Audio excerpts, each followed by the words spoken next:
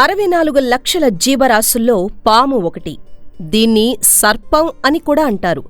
ఈ పాముల్లో చాలా రకాల జాతులుంటాయి.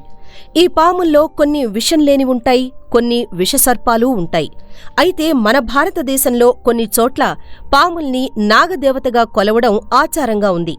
పురాణాల ప్రకారం నాగలోకం ఒకటి ఉందని చెప్తారు. కొన్ని దేవతా సర్పాలకు దివ్యశక్తులు ఉంటాయని కూడా అంటారు.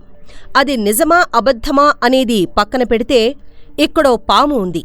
దానికి మనిషికి ఉన్నట్లుగానే కాళ్ళు, ఆ కాళ్లకి గోళ్లూ ఉన్నాయి. ఆ వింత సర్పం ఎక్కడుందో, అసలు అది ఏ జాతికి చెందిందో తెలుసుకుందాం రండి. తెలంగాణ రాష్ట్రంలోని భద్రాద్రి కొత్తగూడెం జిల్లా కొత్తగూడెంలో అరుదైన సర్పం ఒకటి కనిపించింది.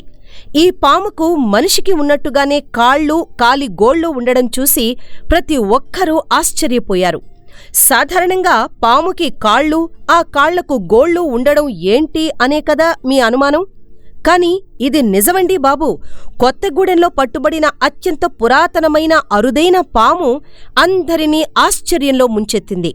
100 ఏళ్ల క్రితం కనుమరుగైన జాతికి చెందిన ఈ కోబ్రా చుంచుపల్లి మండలం రాంపురానికి చెందిన కొట్ల రాములు అనే రైతు పొలంలో కనిపించింది. 6 అడుగుల పొడవైన కోబ్రాను పొలంలో చూసిన రాములు తొలుత ఆందోళనకు గురయ్యాడు. తరువాత తేరుకుని దానికి కాళ్లుండడం చూసి ఆశ్చర్యానికి గురయ్యాడు. అది ఇతర పాములకు భిన్నంగా ఉండడంతో ఆసక్తిగా దాన్ని గురించి ప్రాణధార ట్రస్ట్ సభ్యులకు సమాచారమందించాడు. దీంతో అక్కడికి చేరుకున్న ప్రాణధార ట్రస్ట్ అధ్యక్షుడు సంతోష్, ఇతర సిబ్బంది పామును పట్టుకుని డిఎఫ్ఓ రాంబాబుకు అప్పగించారు. వారు పామును పరిశీలించి అరుదైన జాతికి చెందిన కోబ్రాగా దాన్ని గుర్తించారు. చూశారుగా ఈ వింత సర్పాన్ని. మరి మీక్కూడా ఇలాంటి సర్పాలు ఎక్కడైనా కనిపిస్తే వెంటనే సంబంధిత అధికారులకి సమాచారాన్ని అందించండి.